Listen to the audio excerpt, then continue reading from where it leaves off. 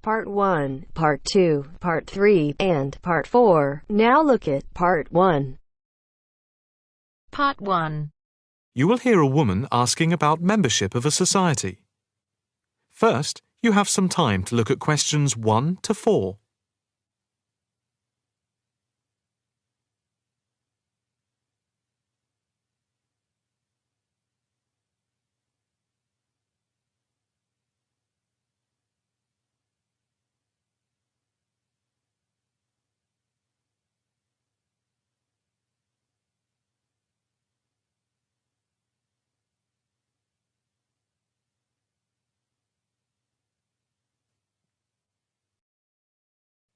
Now the test will begin. You should answer the questions as you listen, because you will not hear the recording a second time.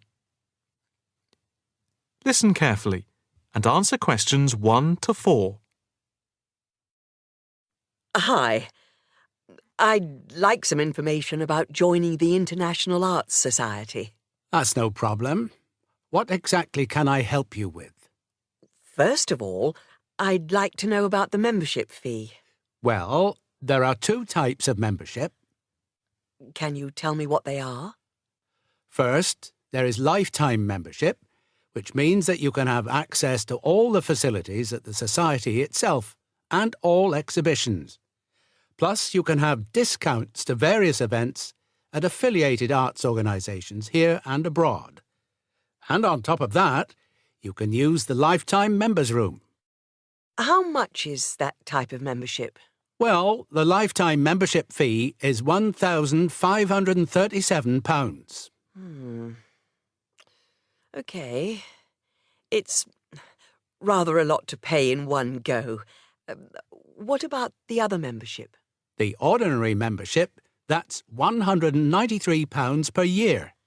That sounds a bit more reasonable. What does that entitle you to? You can visit the Society, including the exhibitions, the library, and follow the arts programmes on weekdays during the opening times from 10 a.m. to 9 p.m. and at the weekend between 10 a.m. and 5 p.m.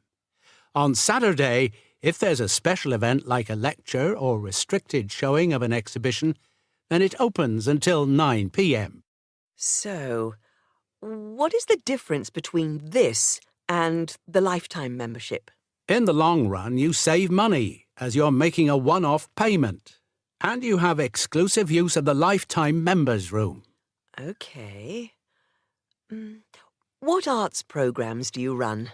Well, the Society has a very extensive programme to cater for all tastes. There's a series of exhibition rooms for the permanent collection of paintings, watercolours and sculpture. And then there's a new exhibition area which opened at the beginning of the year. And we run a series of courses and lectures to go with the exhibitions. Can I ask about the lectures? What is scheduled for this year? The latest list is in this leaflet. Oh, yes. That looks very good. Are all the exhibitions, etc., free if I join? Yes, everything is free. That's fair enough. I think in that case I'll join. Before you hear the rest of the conversation, you have some time to look at questions 5 to 10.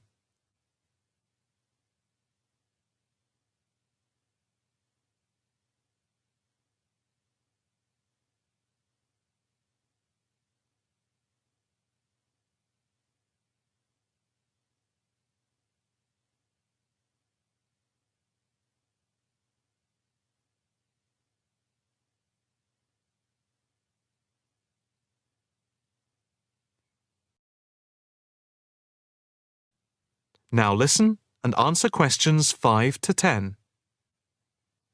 I just need to take your name, address and telephone number. First, your name. Margaret Rochester. I take it that's R-O-C-H-E-S-T-E-R? Yes, that's it. And the address? It's 55 Stone Avenue. OK. Avenue. And the postcode? Let's see. It's MA7 4PQ. And a daytime telephone number? Can I give you my work number? Yeah, that's fine.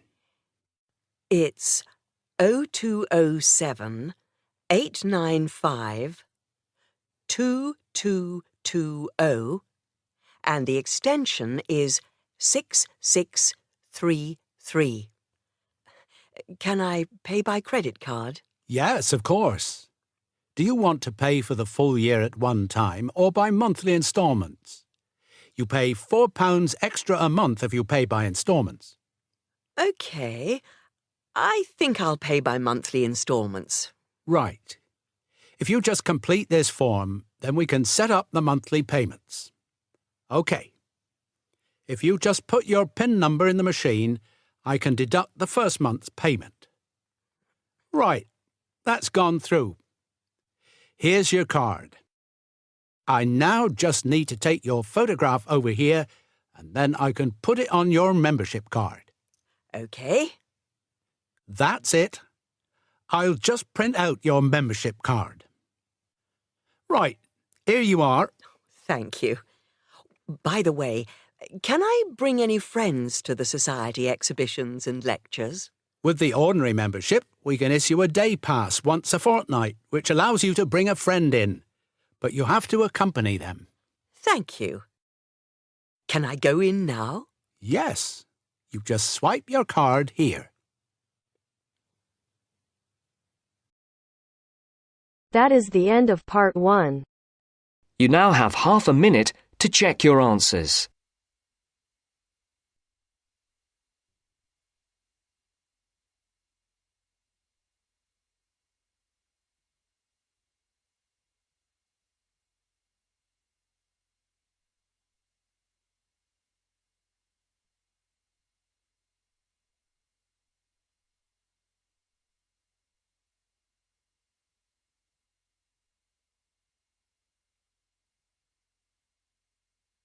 Now turns to part 2.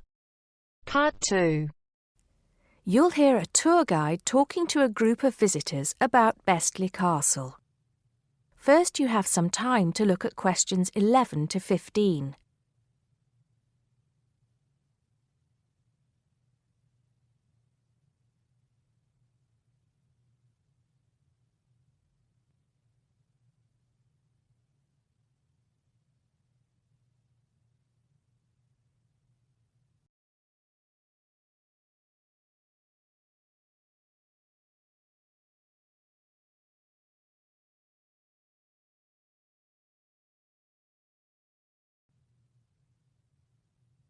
Now listen carefully and answer questions 11 to 15. Welcome to Bestley Castle. It's nice to see so many of you here today. Before we go in, I'd like to tell you some information about the castle, the things to see and do, and the facilities available to you in the grounds. We'll do our best to make this a truly memorable visit. Now, the castle grounds are quite big, and we don't want you to get lost, so I'm going to give you an idea of the layout. At the moment, we are at the entrance, and immediately to our left is the Tourist Information Office. Go here if you need any questions answered. They'll be happy to help. And of course, behind the tourist office is the car park where the coach dropped you off. And it'll also pick you up from the same spot at 5 p.m. today. In front of us are the water gardens. If you stroll through, you get to the North Bridge, which is the entrance to Bestley Castle. Take your time and enjoy looking around the castle. There's a lot of history steeped in those walls. As you leave the castle via the South Bridge, you'll be greeted with the sight of roaming deer. During the day, there will be scheduled feeding opportunities where visitors can get involved. However, we do request that you do not feed the deer outside these times. To the right of the deer park is the Castle Museum, And behind that is our award-winning restaurant. It's a relatively new addition to the castle grounds, but is fast gaining a reputation for its food. Alternatively, you can choose to dine in the picnic area on the other side of the deer park. It's perfect for the family as it's next to the kids' play area and homemade ice cream hut. We hope that on your way out, you pop into the gift shop by the exit for something to remember us by. Before you hear the rest of the talk, you have some time to look at questions 16 to 20.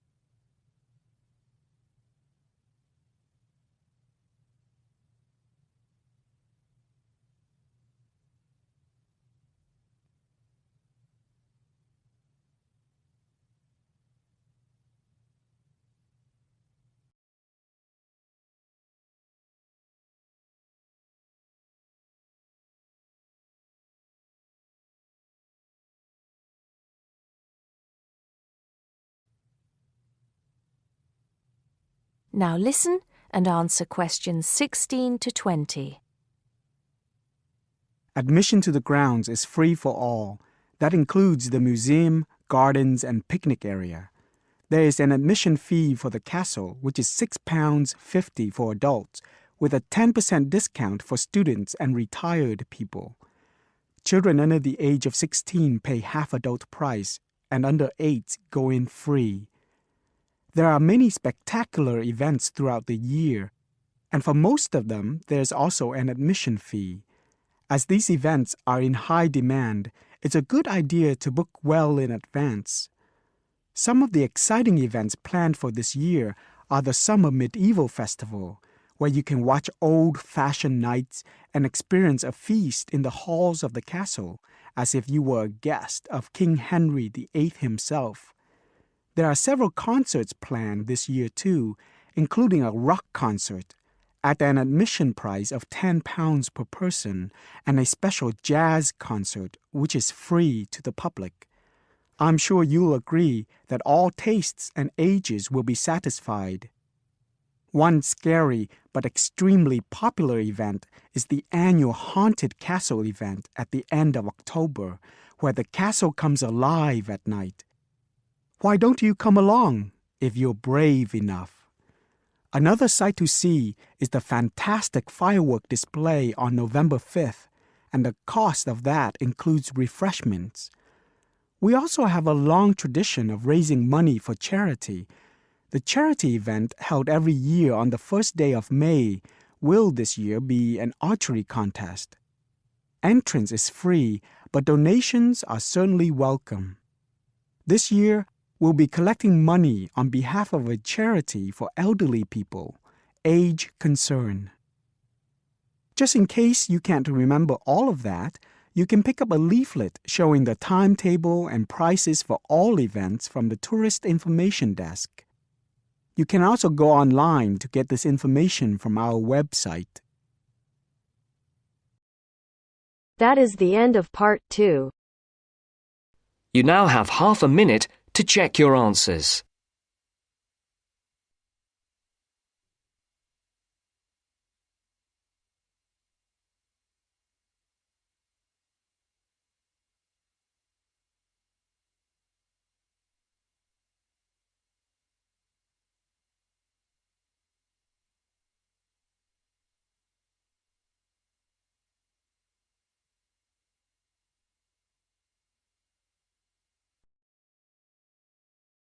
Now turns to part 3. Part 3. You will hear a talk given by a lecturer to a group of civil engineering students on the reed bed system for sewage treatment. First, you have some time to look at questions 21 to 24.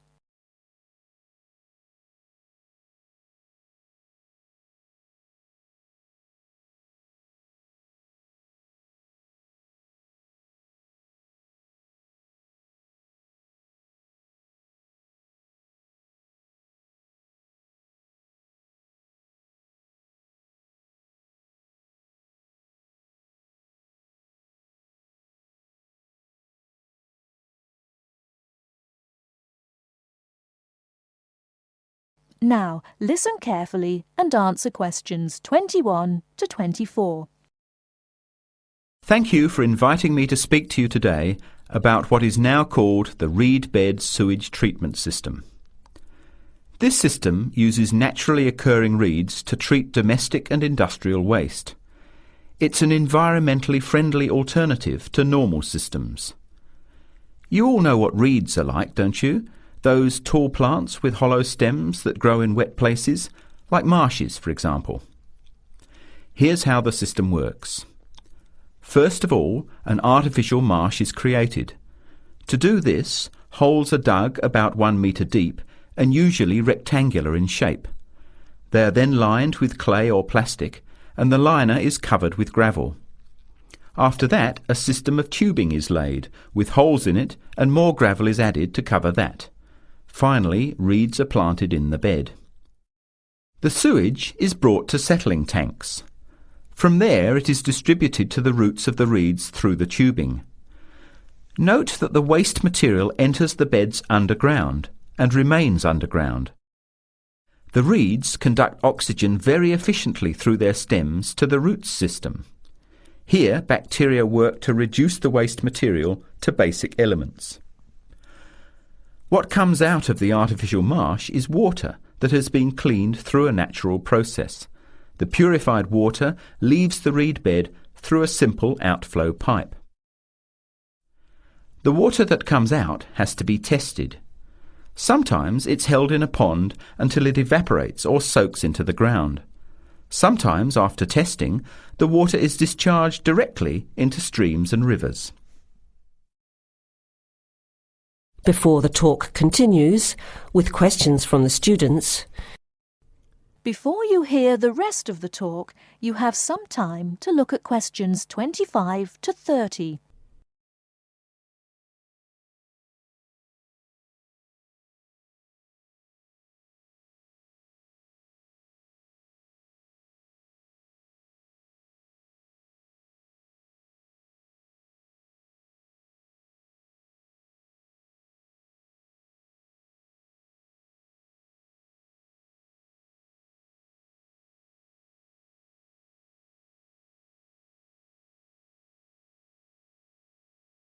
Now listen and answer questions 25 to 30. The reed bed system originated in Germany in the 1970s, and installations have been built in a number of countries throughout the world. To give you an idea of the size and appearance of a reed bed installation, an area of 3 by 5 metres approximately would be adequate for a single house.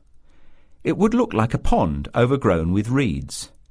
There are cities with 150,000 people in Germany whose entire sewage treatment requirements are served by reed bed installations which extend for 10 to 20 hectares. There are two wonderful environmental advantages. First of all, reed bed systems are natural composters. As time passes, high-grade soil builds up in the beds. The soil can be removed and used for agricultural purposes. Soil produced from waste containing heavy metals would of course have to be tested and the toxic material removed by chemical processes. An additional advantage is that the reed bed can function exactly as a marsh, providing a healthy natural home or habitat for waterfowl and other birds, insects, reptiles and mammals. But there are practical advantages to a reed bed system over existing sewage treatment plants as well. At all levels, the cost is lower than for normal systems. Labour costs are a fraction of the costs of a conventional system. Typically, a large-scale reed bed installation will cost 10% less than a mechanical system. They require little maintenance, and unlike mechanical systems, the efficiency of reed beds increases over time. But before we go any further, you must have some questions. Maybe this sounds too good to be true. That's exactly what I wanted to ask. If these systems have so many benefits, why aren't they more popular? Why don't we see them everywhere? As I said, the technology is now almost 40 years old. Demonstration projects of all types have been built and monitored and are slowly convincing regulators of the advantages of the system. But you have to understand that regulating authorities are by nature conservative and resist change. Typically, there's a lot of opposition to these systems by manufacturers and by everyone involved in maintaining the conventional systems. Reed bed systems require fewer staff to operate, so there would be a decline in the workforce. Therefore, unions would resist the change as well. What happens to reed beds in winter? Does the efficiency decrease? The above-ground part of the plants die back in cold weather, but the roots remain alive and active, and the system continues to work just as effectively in winter. As soon as the weather warms up, new reeds appear and grow quickly. Is there a problem with mosquitoes in these ponds? Well, they're not exactly ponds with standing water. The beds look more like a field covered with long grass. The soil is moist, but not like a swamp, so there would be no more mosquitoes than in any other field. Remember, the effluent enters the beds underground and remains underground. OK, let's get into some of the technical details now, and I'll answer questions as they come up. That is the end of part 3. You now have half a minute to check your answers.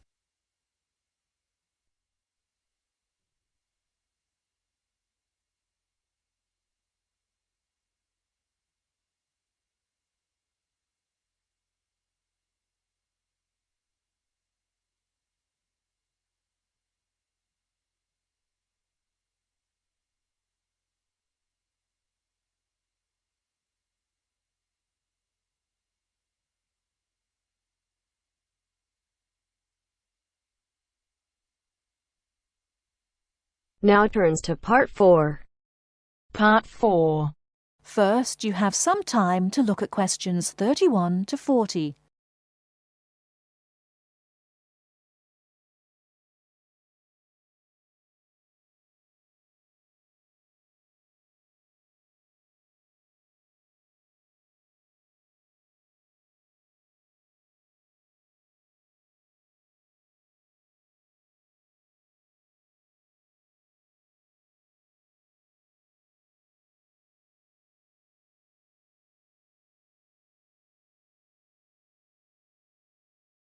Now listen carefully and answer questions 31 to 40. In today's lecture on international trade, I'm going to look at the issue of protectionism. I'll start off with a definition of protectionism and then go on to look at the methods countries have used to protect their economy. Following this, I'll look at the advantages and disadvantages of protectionism when compared to free and open trade. So let's define protectionism. Protectionism, at its simplest, is the opposite of free trade. It is the practice of protecting domestic industries from foreign competition by using import duties or quotas. Options available to protect the economy are tariffs, embargoes, subsidies and quotas. Let's examine these in turn with some examples. Tariffs are one form of protectionism. It is a tax which is applied to imported goods, but not to home-produced goods.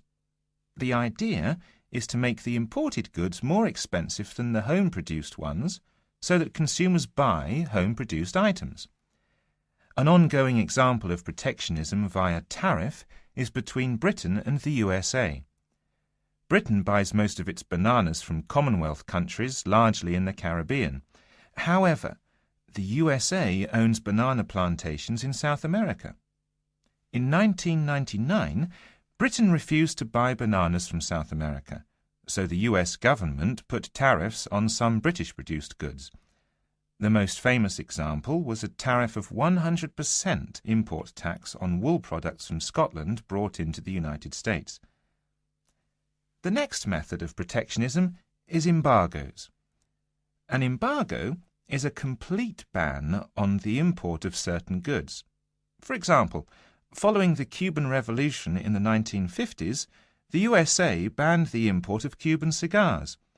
Unfortunately, Cuban cigars are the finest in the world, and there is consequently a thriving black market in Cuban cigars in the USA. As we can see in the example, embargoes can lead to a black market or unofficial economy if people want the goods badly enough. Subsidies are a way governments support industries at home with money or tax breaks in order to allow them to compete better with foreign companies. In 1994, the French government provided its national airline with a £2 billion subsidy in order to help it compete with low-cost airlines. However, subsidies can have the effect of making home producers uncompetitive and inefficient. Finally, let's look at quotas. A quota system allows a certain quantity of goods to be imported from other countries. The European Union has had quotas on textiles and clothing for decades to protect its textile industries from developing countries, especially India and China. Understandably, developing countries say that this is unfair and against the principles of free trade. Let's move on now to the arguments for and against protectionism. For trade to flourish between countries, the benefits from trade need to be equally balanced. Where a country feels that it's not getting a fair share of the trade, or that it is somehow disadvantaged, it might employ one or more of the methods of protection. There are at least 4 arguments that may be given for using protectionism. Firstly, to protect employment in the home country.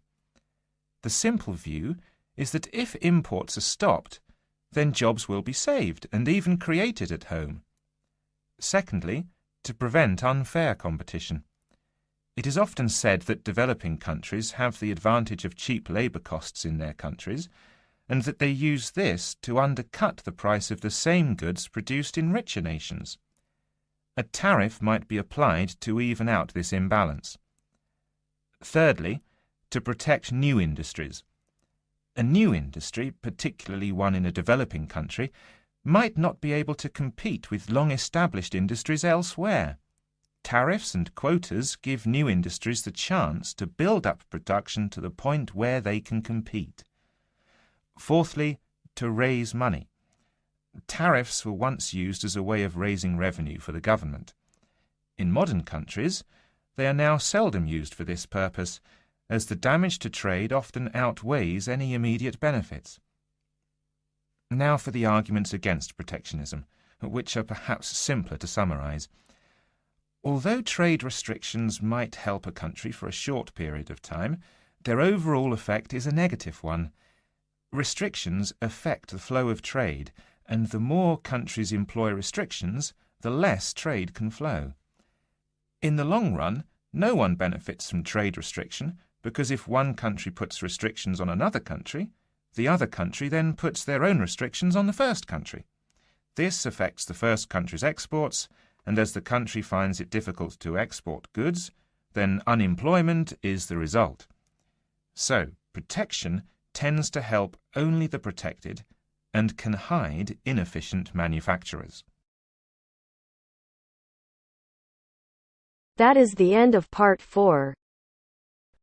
You now have half a minute to check your answers.